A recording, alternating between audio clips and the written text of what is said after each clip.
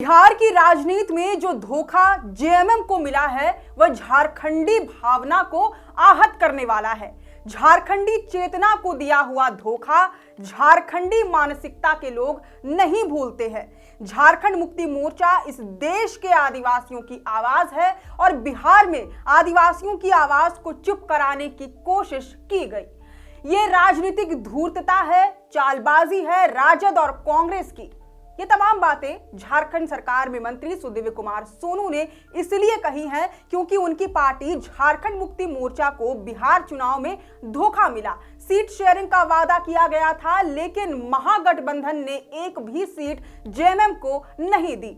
लेकिन क्या जेएमएम को धोखा मिलने का मतलब झारखंड को धोखा मिलना है? क्या ये पूरे झारखंड की अस्मिता पर हमला है? क्या अब जेएमएम ही झारखंड है? झामुमो के अलावा क्या दूसरी पार्टियां झारखंड का प्रतिनिधित्व करती ही नहीं? आज क्योंकि जेएमएम सत्ता में है इसलिए ये मान लें कि जेएमएम ही झारखंड है और धोखा झारखंड को मिला है। क्योंकि झारखंड की ज्यादातर आदिवासी रिजर्व सीटों पर जेएमएम को प्रतिनिधित्व करने का मौका मिला, इसलिए ये मान लें कि बिहार में झामुमो को नहीं आदिवासियों को धोखा मिला है। झारखंड मुक्ति मोर्चा दरअसल झारखंड की महज एक पॉलिटिकल पार्टी है। झामुमो का इतिहास सम्मानजनक होने का मतलब ये कतई नहीं है कि वह झारखंड की पहचान का एकमात्र पर्याय बन जाए। अगर झामुमो को किसी चुनाव में सीटें नहीं मिलती तो इसका ये कतई मतलब नहीं हो सकता है कि झारखंड और झारखंडियों के साथ धोखा हुआ है। ऐसे में कल को अगर झामुमो चुनाव हार जाती है तो मंत्री सुदीव्य कुमार सोनू ये तक कहने लग जाएंगे कि झारखंड और झारखंडियों की हार हुई है, आदिवासियों की हार हुई है। अब चुनावी हार जीत का मतलब झारखंड की अस्मिता का उतार चढ़ाव हो गया है। ऐसे में तो प्रदेश भाजपा और आजसू को भी ये बात कहनी चाहिए, वे भी अपनी पार्टियों के जरिए झारखंड का प्रतिनिधित्व करते हैं। क्या एक राजनीतिक समझौते में हुए मतभेद को अब झारखंड बनाम बिहार की लड़ाई बना देना वाजिब है? राजनीति में भावनाएं भुनाने की कला पुरानी है, लेकिन जब झारखंडी भावना जैसे शब्दों को ढाल बनाकर पार्टी के हितों को प्रदेश की आत्मा से जोड़ दिया जाए तो ये चालाकी नहीं तो और क्या है?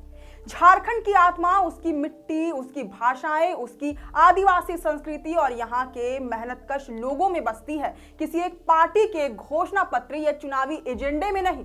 अगर आज झामुमो को बिहार में सीटें नहीं मिलती तो इसे झारखंड के साथ धोखा कहना दरअसल भावनात्मक ब्लैकमेल है।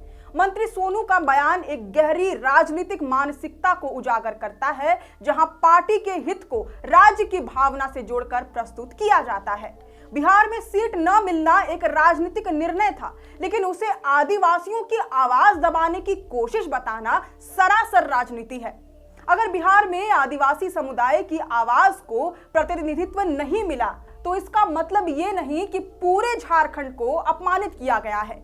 झारखंड की चेतना किसी एक चुनावी गठबंधन से बड़ी है और किसी एक पार्टी के पराजय या उपेक्षा से कमजोर नहीं पड़ सकती। ये भी ध्यान देने वाली बात है कि झामुमो जब सत्ता में होती है तो झारखंडी भावना का झंडा बुलंद करती है, लेकिन जब वही पार्टी केंद्र या पड़ोसी राज्यों में सीटों के लिए तरसती है तो वही भावना आहत होने लगती है। राजनीतिक धोखा और झारखंडी धोखा ये दो बिल्कुल अलग चीजें हैं। मंत्री सोनू को शायद ये फर्क समझना चाहिए, क्योंकि झारखंड की जनता अब इतना समझदार हो चुकी है कि उसे कोई भी अपनी पार्टी की भावनात्मक राजनीति का बंधक नहीं बना सकता। खैर, अब इस पूरी रिपोर्ट पर आपकी क्या राय है ये हमें कमेंट करके जरूर बताएं। अगर आपको ये पूरी विश्लेषण पसंद आई हो तो इस वीडियो को जरूर से लाइक और शेयर करें। हमारे चैनल लोकतंत्र 19 को यूट्यूब, फेसबुक, इंस्टाग्राम समेत सभी डिजिटल प्लेटफॉर्म्स पर जरूर से फॉलो करें। फिलहाल लेते हैं अलविदा। जोहार।